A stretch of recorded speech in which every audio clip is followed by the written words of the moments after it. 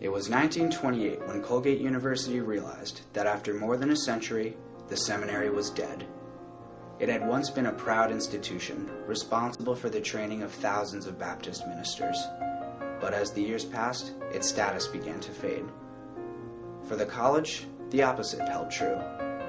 It had grown into a successful and flourishing school by the late 1920s, though only after several decades' worth of financial hardships. This reversal in the prominence of these two bodies is reflected by donations made to the university's endowment, beginning in the 1860s. Because of its longevity and substantial Baptist influence, most early gifts to the endowment were made to support the seminary.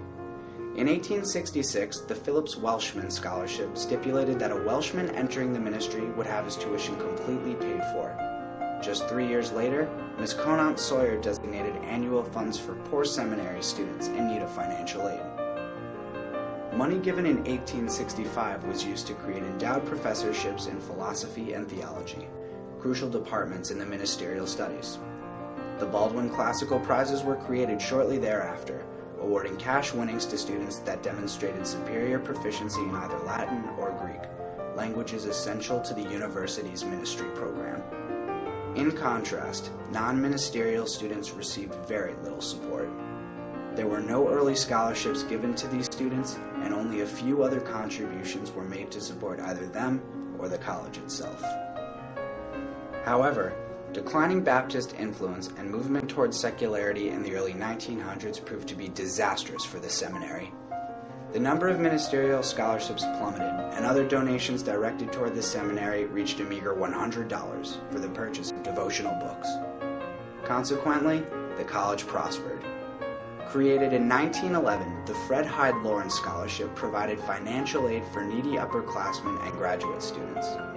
Not only was it the university's first scholarship that was not exclusive to seminary students, but it was also valued at nearly $25,000, one of the largest contributions the school had ever received.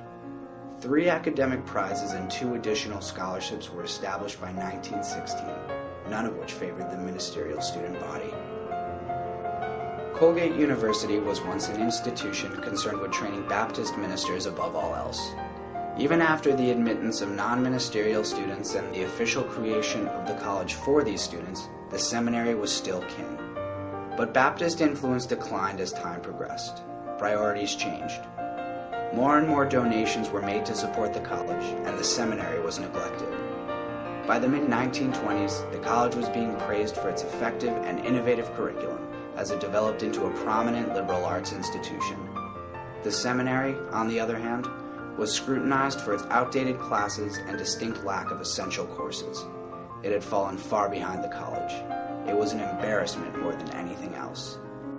The university soon gave up on it altogether, officially separating it from the college in 1928.